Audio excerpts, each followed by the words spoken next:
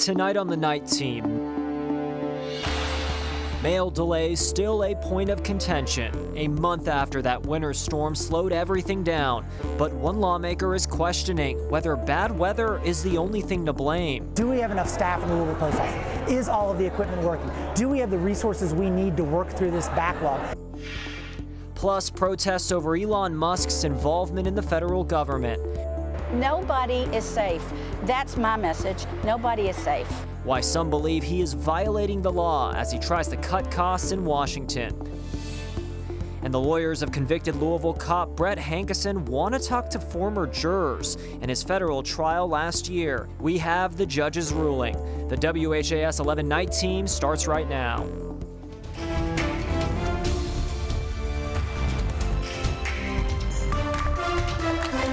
But first tonight, we start with developing news. A teen shot and killed in the California neighborhood.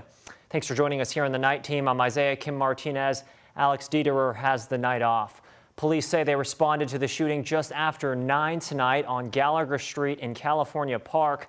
When officers arrived, they found a teen boy who had been shot. He was pronounced dead on the scene by authorities. A short time later, police say they found a second victim on 9th and Cawthon Street. He was taken to the hospital where he is expected to survive. Now, anyone with information should call the anonymous tip line. That's 574 LMPD.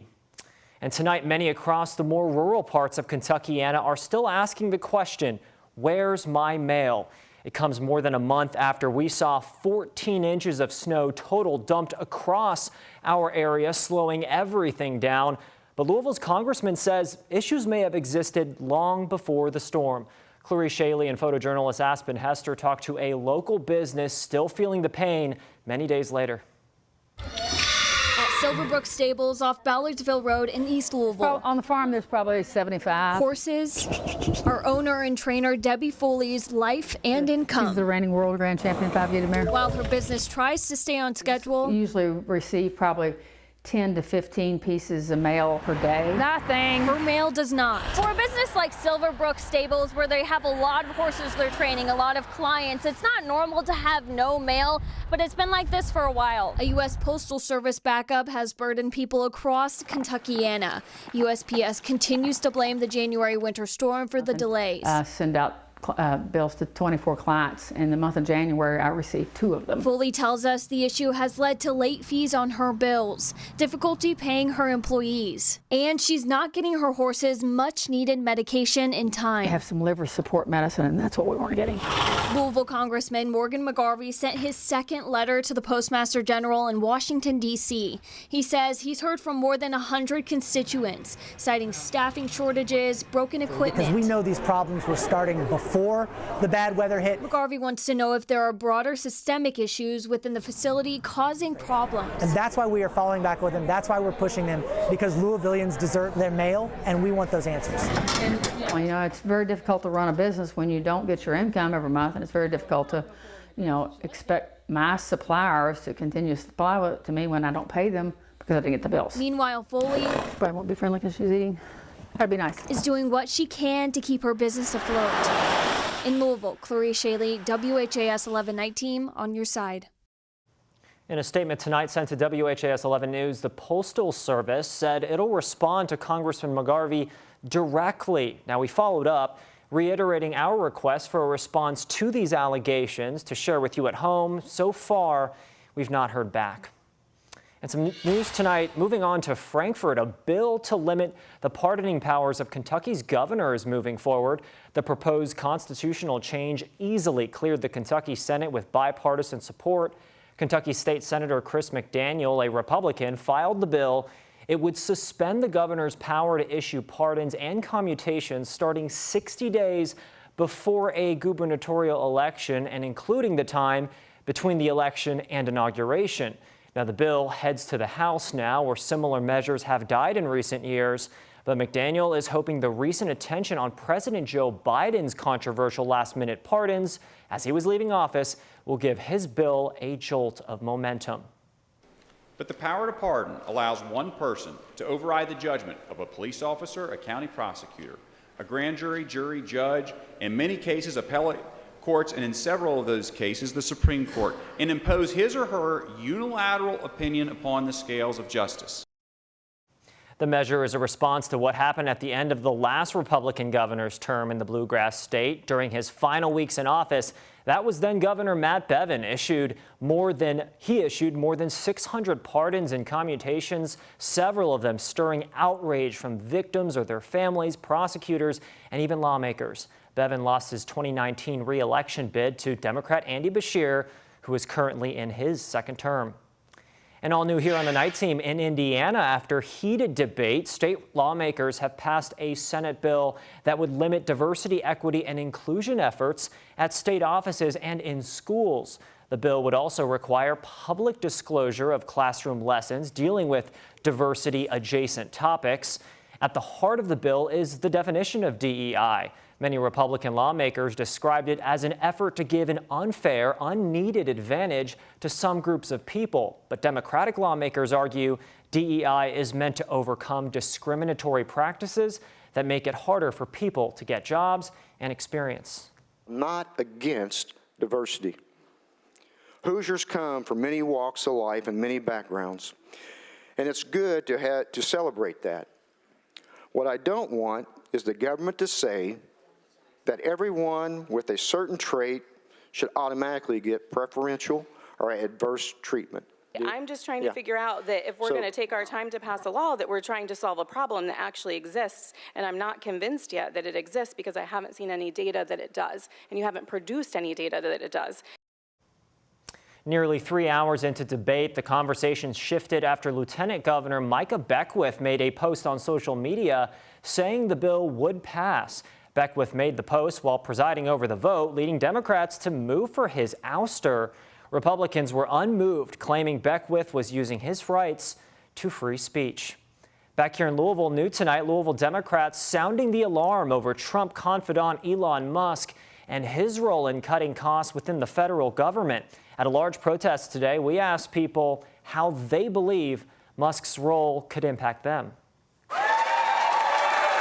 I think we need to think about our pensions, our tax ID numbers, our tax returns, and all of that private information. Concern from Kathy Carter. And when the people get together, we rule the world. Among this packed Louisville Union Hall. Nobody is safe. That's my message. Nobody is safe. Protesting Elon Musk's access to Treasury Department records in D.C. and the federal payment system managing Social Security and tax refunds. When anybody else who would have done that, it would have been breaking the law. Musk, an unelected official and advisor to President Donald Trump, tasked to make significant cuts to federal programs and prevent what they deem to be wasteful spending. It comes as Trump has moved to dismantle agencies like the USAID, responsible for federal foreign aid, and the U.S. Department of Education. Would you like to just see it gone? I mean, is it a waste of money? I mean, there are certain things there that are viable, but for the most part, they're pretty much useless. Kentucky Senate President Robert Stivers, a Republican, telling me in Frankfort this week they're watching the developments in D.C. closely. We will have to react to some of the things that we know are going to happen there. So we're being very cautious, especially about anybody talking about opening up the budget.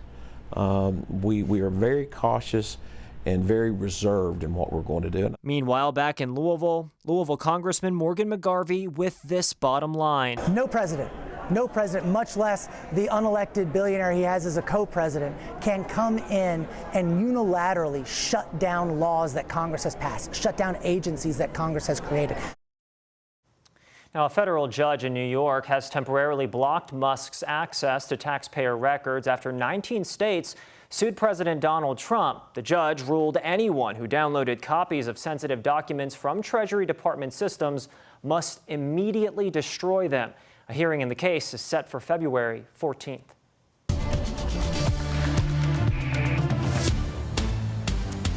A look outside here tonight. Rain is out of the area, thankfully. You're taking a live look over downtown Louisville as we now turn to the future, where guess what? Snow is back in the forecast. Danielle Moss joins us from the Weather Center with the latest. Danielle, what can we expect here in the next few days? Well, today was definitely a rainy day. Not all of us had heavy downpours, but some of us did get in on the action. But it is a beautiful night tonight. Over the next 12 hours, the cloud cover, it's going to be sticking around, so be prepared for that. Those rain chances will be off and on overnight tonight going into your Sunday morning. But overall, Sunday is looking mostly dry, but also mostly cloudy. Our temperatures, though, they will be cold when you wake up Sunday morning around 7 a.m. In fact, north of the Ohio River into the upper 20s, while south of the Ohio River into the low 30s. And because of that, if there's any moisture left over, some of us could be seeing some very light snow flurries for your Sunday morning, but I'm thinking most of us will be dry. As you prepare for your day, your high, only 41 degrees. That's definitely going to be cooler than what we experienced today, but at least won't be tracking any rain showers for now. But that's going to be changing. Tuesday, we have a great chance to be seeing some heavy rainfall and maybe even a wintry mix. It looks like some snow is in our forecast once again. This is just the beginning of it. We have multiple rounds of rain that we're tracking and some pretty heavy snow chances. Have more details on that coming up. Danielle, thank you so much. The NTSB is now on the scene of another tragic aviation accident. The Coast Guard locating the wreckage of a missing commuter plane in Alaska on Friday. The 10 people on board are believed to be dead tonight. The Bering airplane took off shortly after 2:30 on Thursday, but about 40 minutes into the flight, the plane disappeared from radar. Rescuers were searching the aircraft's last known location by helicopter when they spotted the wreckage. The crash killed the pilot and all 9 passengers on board. Sadly, there does not appear to be any survivors. On behalf of my fellow Nomites, I extend our collective condolences and support to the families and loved ones of the passengers and pilot. All 10 victims have now been recovered and identified, according to the Nome Volunteer Fire Department. The company that owns the plane will now begin recovery operations of that airplane.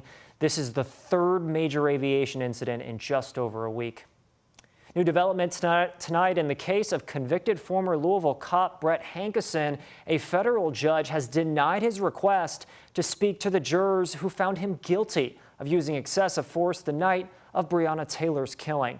Hankison's attorneys had asked the judge for permission to interview the jurors about ways they may have been influenced outside the trial. Defense attorneys claimed the potential for civil unrest may have skewed their verdict. Judge Rebecca Grady Jennings ruled the defense failed to provide sufficient proof to support this. Now, a separate motion for a new trial is still pending her decision. Hankison is set to be sentenced April 8th.